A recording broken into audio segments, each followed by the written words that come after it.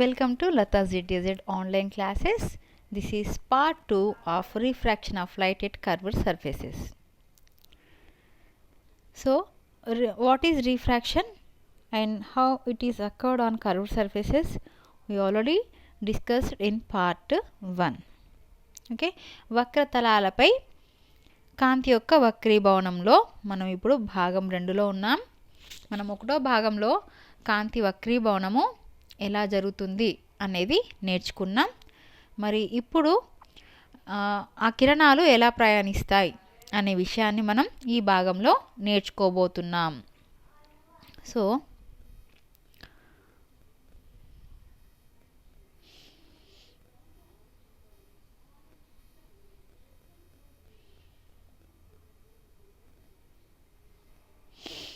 చూడండి, ఈ పార్ట్లో మనం ఏం నేర్చుకోబోతున్నామంటే ముందుగా దీంట్లోని విషయం ఏమిటి అంటే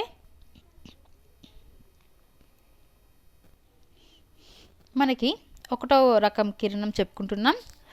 ఏదైతే ప్రధానాక్షం వెంట ప్రయాణించే కిరణం ఉందో, అదేవిధంగా వక్రతా కేంద్రం గుండా ప్రయాణించే కిరణం ఉందో అది ఏ విధంగా వక్రీభవనం చెందుతుంది అంటే, ఇది వక్రతలం ఉంది మనకి, దీన్ని మనం ప్రధానాక్షం అంటామని చెప్పుకున్నాం. ఈ బిందువుని పి పోల్ ధ్రువము అంటాం. ఈ బిందువుని సి సెంటర్ ఆఫ్ కర్వేచర్ వక్రత కేంద్రము అని అంటాం. మరి స్నెల్ నియమం ప్రకారం, ఈ స్నెల్ నియమాన్ని మనం 8వ తరగతిలోనే నేర్చుకొని ఉన్నాం. ఈ స్నెల్ నియమం ప్రకారము తలానికి లంబంగా ప్రయాణించే కిరణం విచలనం పొందదు. అంటే ఈ తలానికి లంబంగా ప్రయాణించే కిరణం ఏ కిరణాలు ఏదైతే ప్రధానాక్షం గుండా అంటే ప్రధానాక్షం వెంబడి ఇలా వెళ్ళే కిరణమైనా సరే, లేదు వక్రతా కేంద్రం గుండా ప్రయాణించే కిరణమైనా సరే, ఇది విచలనం పొందదు. విచలనం పొందదు అంటే ఇది ఎటువైపుకు వంగదు. వంగకుండా ఎలా వచ్చే కిరణం అలాగే వెళ్ళిపోతుంది. ఇది ఇలాగే వెళ్ళిపోతుంది అని అర్థం. కాబట్టి ఈ 2 రకాలైన కిరణాలు, ఏ కిరణాలు? ప్రధానాక్షం వెంబడి వెళ్ళే కిరణం, వక్రతా కేంద్రం గుండా ప్రయాణించే కిరణం, ఈ 2 కూడా విచలనం పొందకుండా ఇలాగే వెళ్ళిపోతాయి. మరి ఏ కిరణాలు పొందుతాయి అనేది తెలుసుకుందాం కాసేపట్లో. మరి ఇదే విషయాన్ని మనము refraction of light ray that travels along the principal axis, this is principal axis, and the light ray that travels through the center of curvature, this is center of curvature. Okay, so this is traveling through the center of curvature and this ray traveling through the principal axis.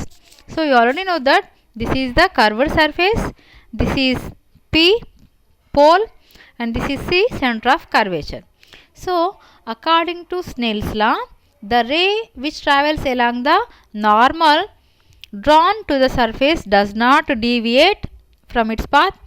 Hence, both rays mentioned in the adjacent figure travel along the normal and hence do not deviate. So the ray which is traveling through the principal axis and which is traveling through the center of curvature, these 2 rays do not deviate.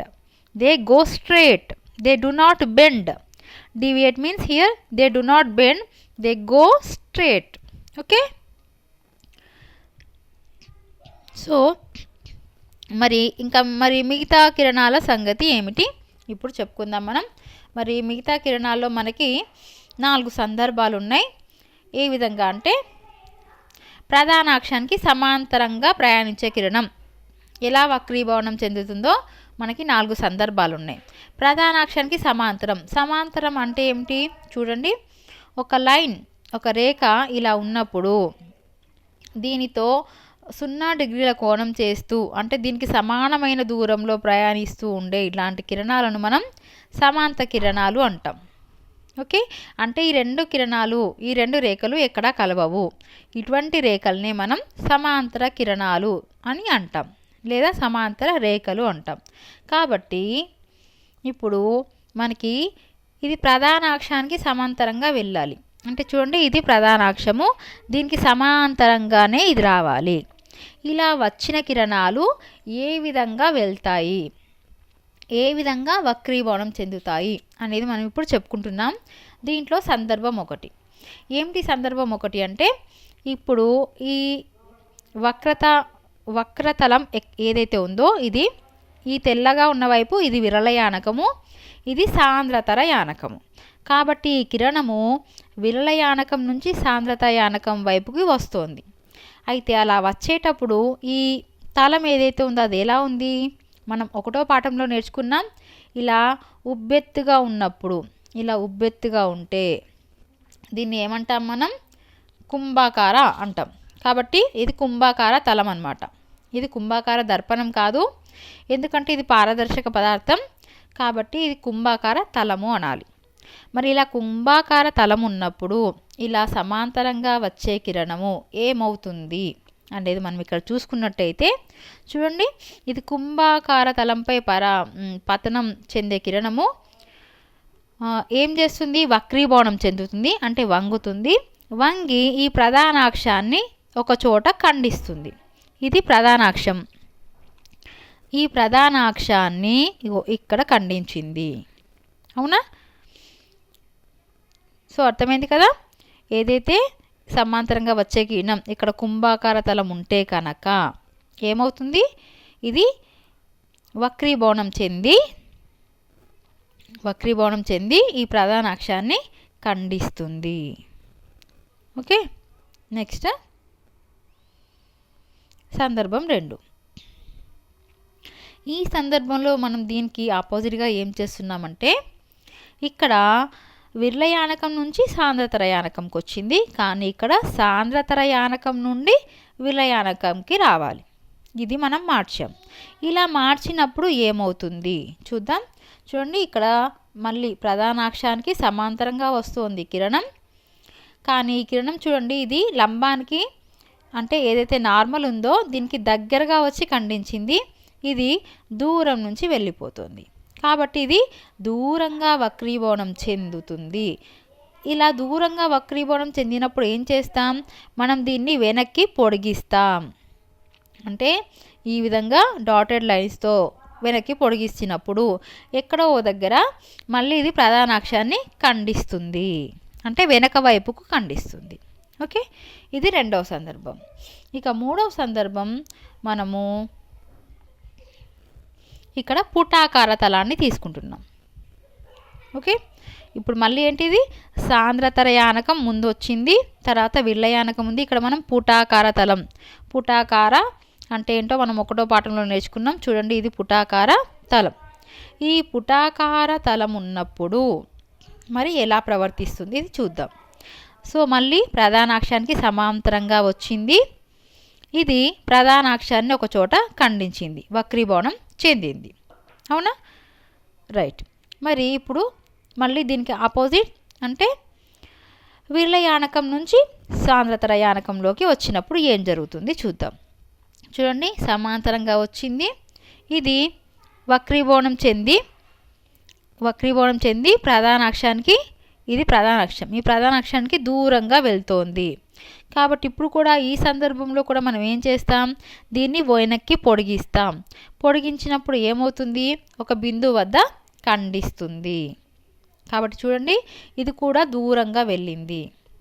కాబట్టి ఇక్కడ మనకి ఈ 4 సందర్భాలలో సందర్భం 1, 3లలో ఏం జరిగింది? ఒక నిర్దిష్ట బిందువు వద్ద మనము ఖండించింది. 2, 4లో ఏం జరిగింది? వెనక్కి పొడిగించినప్పుడు ఒక నిర్దిష్ట బిందువు వద్ద ఖండించింది. ఇది ఎక్కడైతే ఖండించిందో ఆ బిందువుని నాభి అని అంటాం. ఓకే, సో పైన తెలిపిన అన్ని సందర్భాల్లో వక్రీభవన కిరణం ప్రధానాక్షాన్ని ఖండించే బిందువునే నాభి. దీన్ని ఇంగ్లీష్లో ఫోకస్ అంటాం, కాబట్టి దీన్ని Fతో సూచిస్తాం. ఓకే, సో మరి ఈ నాభి గురించి మనం ఒకటో పాఠంలో కూడా చెప్పుకున్నాం. దర్పణాల్లో నాభి ఏ విధంగా ఉంటుందో, కానీ దానికి దీనికి ఒక తేడా ఏమిటంటే దర్పణాల్లో అయితే ధ్రువానికి వక్రతా కేంద్రానికి మధ్య బిందువుని నాభి అంటాం.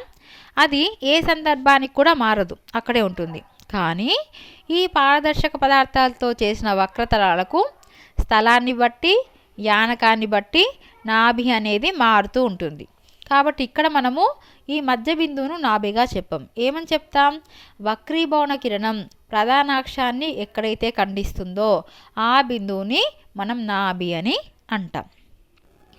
ఓకే, మరి ఈ 4 సందర్భాలని ఒకసారి మనం ఇంగ్లీష్లో కూడా చెప్పుకుందాం. So see here, refraction of light ray traveling parallel to principal axis and incident on curved surfaces. So case 1. In case 1, you are taking here rarer medium and this is denser medium.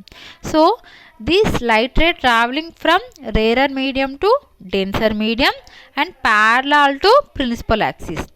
What are parallel lines? Already we know in maths what are parallel lines. So they do not intersect to each other, those are called parallel lines. So here this surface is convex surface.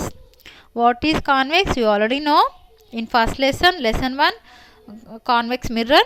So this is not mirror, this is transparent, that's why you call this convex surface. So in this convex surface, this ray coming from rarer to denser medium, then it will come and bend and it goes through one point. So it intersects the principal axis at one point. So it refracted ray reaches a particular point on the principal axis. This is the case 1. In next case, we changing this rarer denser opposite. So here this is denser and this is rarer. This surface is convex only. So this ray coming from, it is going away from the normal. So the refracted ray moves away from the principal axis. So we have to extend the refracted ray backwards. So we have to extend this refracted ray backwards in a dotted lines. Then it will intersect and it will reach a point. So it intersects the principal axis at some point. Next, case 3. Now we taking the concave surface. So when we take the concave surface, what will happen? See here. In this case, this is rarer, this is denser and this is convex. So the ray coming from denser medium to rarer medium and this is intersect the principal axis at some point. Okay. Next case, opposite to this, rarer to denser. So when it is coming rarer to denser, what will happen? See here, it is going away from the principal axis. So we have to extend it backwards. So we have to extend this refracted ray backwards. Then it intersect the principal axis at one point.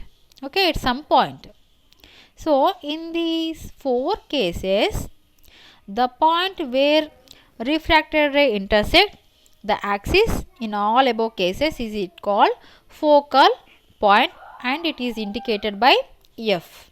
So this is called focus or focal point. So what is the difference between the focal point in mirrors and the transparent surfaces? So there is a difference. So what is the difference? In case of concave and convex mirrors, the focus is the midpoint between the pole and the center of curvature. In any situation, focus does not change. So here observe carefully, focus does not change in mirrors. But in case of lenses made of transparent material, the focus changes depending upon the medium surrounding the lens. So we cannot call the midpoint of poline curvature, we have to call this as the point where refracted ray intersect the principal axis, that is called focal point. So this is the difference between mirrors and lenses. Okay, so now we'll see the worksheet.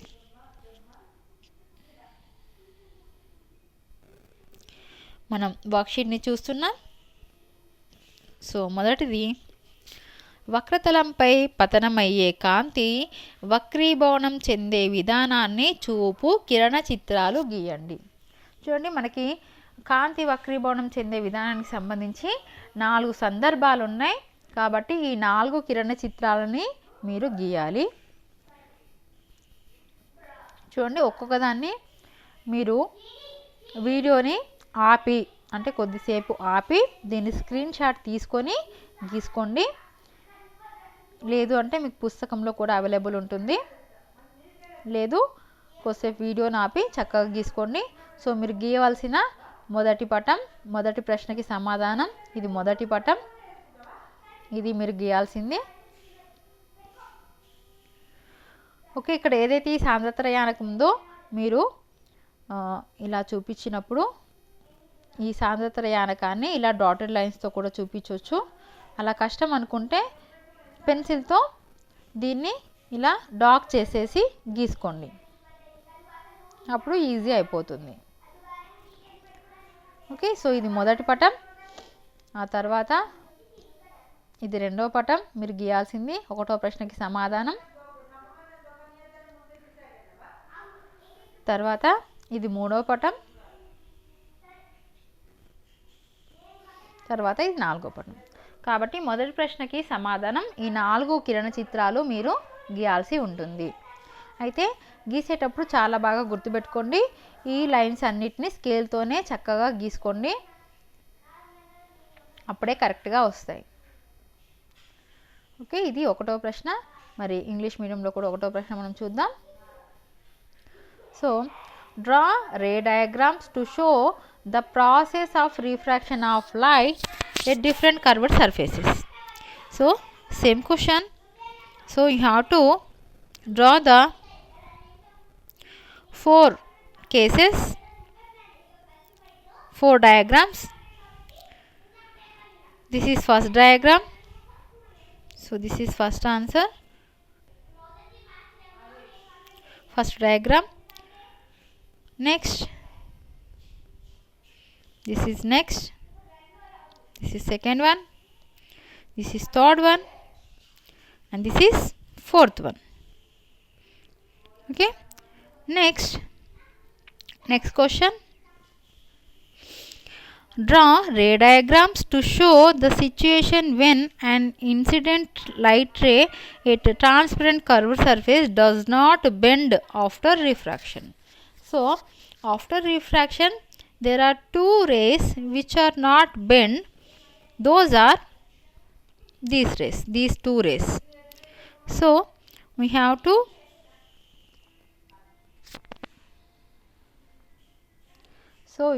write from here to here and draw this diagram. Okay, this is your second answer. You have to write this and draw this diagram also. Okay, so Telugu medium, second question. పారదర్శక వక్రతలంపై పతనమైన కాంతి ఎటువంటి విచలనాన్ని పొందని సందర్భాన్ని తెలిపే పటం గీయండి అన్నాడు. పటం మాత్రమే కాకుండా మీరు ఇది రాయేసి పటాన్ని గీయండి, అప్పుడు బాగా గుర్తుంటుంది. కాబట్టి రెండవ ప్రశ్నకి సమాధానంగా ఈ ఆన్సర్ రాసి పటాన్ని గీయండి. ఇదంతా రాసి ఈ పటాన్ని గీయండి. మనకి 2 కిరణాలు విచలనం పొందవు. ఒకటి ప్రధాన అక్షం నుంచి వెళ్ళేది which goes through the principal axis, and second one which goes through the center of curvature. Okay, so next question. Yes, so మనకి నెక్స్ట్ ప్రశ్న మల్టిపుల్ చాయిసెస్ ఉంది. ప్రధాన అక్షానికి సమాంతరంగా వక్రతలంపై పతనమైన కాంతి వక్రీభవనం అనంతరం ప్రధాన అక్షాన్ని ఖండించే బిందువు. ప్రధాన అక్షాన్ని ఖండించే బిందువుని మనం ఏదంటామని చెప్పాం? నాభి అంటామని చెప్పాం. సో ఆన్సర్ ఈస్ సి నాభి. Next fourth one. ఓకే, కింద మనకి 2 వాక్యాలు ఇచ్చాడు. ఈ 2 వాక్యాల్లో ఏది సరైందో మనం చూడాలి. సో 2 వాక్యాల్లో మొదటిది, విరళయానకం నుండి సాంద్రతరయానకంలోనికి పుటాకార తలం ద్వారా ప్రధానాక్షం వైపు వంగి ప్రధానాక్షాన్ని ఖండిస్తుంది. రెండవది, సాంద్రతరయానకం నుండి విరళయానకంలోకి కుంభాకార తలం ద్వారా వక్రీభవనం చెందే కిరణం ప్రధానాక్షం నుంచి దూరంగా ప్రయాణిస్తుంది. చూడండి, ఇది ప్రధానాక్షంకి దగ్గరగా, ఇది ప్రధానాక్షానికి దూరంగా ప్రయాణిస్తుంది అన్నాడు. ఇది విరళయానకం నుండి సాంద్రతరయానకంలోకి, ఇది సాంద్రత నుంచి విరళలోకి, ఇది పుటాకార, ఇది కుంభాకార. కాబట్టి ఏది కరెక్ట్ మనం ఒకసారి చూసుకుందాం. సో మనకి ఇచ్చిన 4 కేసెస్లో 4 సందర్భాలలో మనకు కావాల్సింది ఏంటి? ఓకే, మనకు కావాల్సింది చూడండి, సాంద్రత నుంచి విరళకి కుంభాకార తలం. కాబట్టి ఈ కిరణం ఏమైంది? ప్రధానాక్షానికి దూరంగా వెళ్ళింది కానీ దగ్గరగా వెళ్ళలేదు. అంటే 1వది నిజం కాదు. మరి ఇంకా తర్వాతది ఏమిటి? పుటాకార తలం. చూడండి, పుటాకార తలంలో సాంద్రతర నుంచి విరళయానకానికి, అక్కడ అడిగింది విరళ నుంచి సాంద్రతరకి, అంటే సందర్భం 4. విరళ నుంచి సాంద్రతరకి ప్రయాణించాలి. పుటాకార తలం ఏమైంది? ప్రధానాక్షానికి దూరంగా వెళ్ళింది. అంటే మనకి 1వది, ఈ 1వది కరెక్ట్ కాదు. ఇది ప్రధానాక్షం వైపు వంగలేదు, దూరంగా వెళ్ళింది. ఇది దూరంగానే వెళ్ళింది. కాబట్టి 2వది మాత్రమే నిజం. కాబట్టి 2వది సరైన వాక్యం అని ఎక్కడుంది? బిలో ఉంది. కాబట్టి దీనికి బి ఆన్సర్. ఓకే, ఇంకా ఓకే, ఇది చివరిది 5వది. వక్రతలం యొక్క కేంద్రాన్ని డాష్ అంటాం. మనకు తెలుసు, వక్రతలం యొక్క కేంద్రాన్ని మనం ఏమంటాం? ధ్రువము, పోల్ అంటాం. కాబట్టి బి మనకి కరెక్ట్ ఆన్సర్. మరి ఇవే ప్రశ్నలు ఇంగ్లీష్ మీడియంలో కూడా మనకి 2 అయిపోయింది, సెకండ్ 1 అయిపోయింది.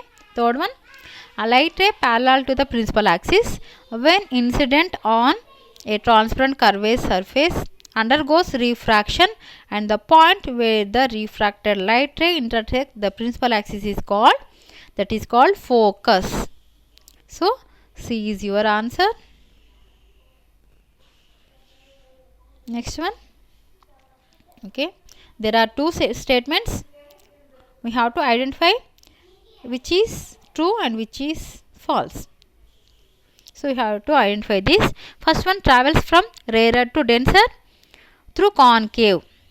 So when it travels through concave, rarer to denser, what will happen?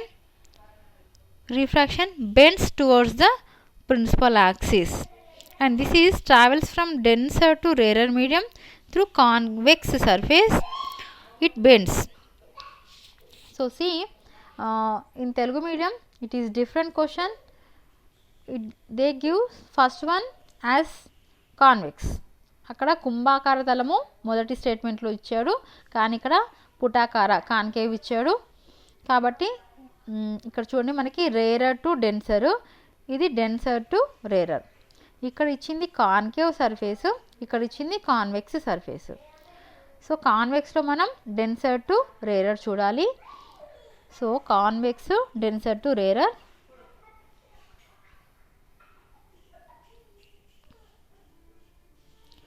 So convex to denser to rarer medium. So see here, this is this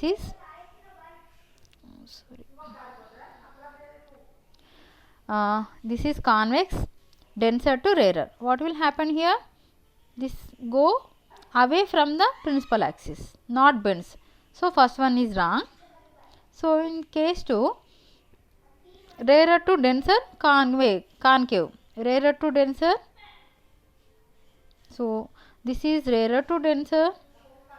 Okay, this is rarer to denser. Concave surface, it is also goes away from the principal axis. So these two goes away from the principal axis. but here gives that towards principal axis. This is bends away. So the second one is correct, not first one is not correct. Okay, so second is true, so that is B. So for 4-1, B is correct answer. And last one, fifth one, the center of curved surface is called. So see here, this is a curved surface. The center of this curve is center of curve is. So this curved surface center, what is it is called? This is called P. P means pole. So pole is correct answer. Where it is, B is correct answer, pole. So this is B. Okay, మీ అందరికీ చక్కగా అర్థమైంది అనుకుంటున్నాను. ఇది చాలా important lesson. And ముందు ముందు మీకు రే డయాగ్రామ్స్ ఎలా గీయాలి, కిరణ చిత్రాల గురించి చెప్పుకోబోతున్నాం. సో సబ్స్క్రైబ్ చేసుకొని ఉండండి. బెల్ ఐకాన్ ఏదైతే ఉందో దాన్ని కూడా క్లిక్ చేయండి. దాన్ని మీరు క్లిక్ చేసినప్పుడే మీకు నోటిఫికేషన్స్, అంటే నేను కొత్త వీడియో పెట్టినప్పుడల్లా మీకు నోటిఫికేషన్స్ వస్తూ ఉంటాయి. మీరు తొందరగా వర్క్షీట్స్ రాసుకోగలుగుతారు అండ్ లెసన్స్ కూడా అర్థం చేసుకోగలుగుతారు. సో ఇంతకుముందే మీకు చెప్పినట్టు 10th ఫిజికల్ సైన్స్లో first 3 lessons very important, 1, 2, 3. So first one reflection of light on curved surfaces, second one chemical equations, and third one acids, bases and salts. ఈ మూడింటి యొక్క వర్క్షీట్స్ కూడా ఆల్రెడీ అప్లోడ్ చేయబడి ఉన్నాయి. మీరు ప్లేలిస్ట్లోకి వెళ్ళి చూసుకోవచ్చు. సో ముందు సబ్స్క్రైబ్ చేసుకుంటే మీకు అవన్నీ దొరుకుతాయి. సో చక్కగా చదువుకోండి. అందరూ 10th పాస్ 10thలో పాస్ కావాలని కోరుకుంటున్నాం.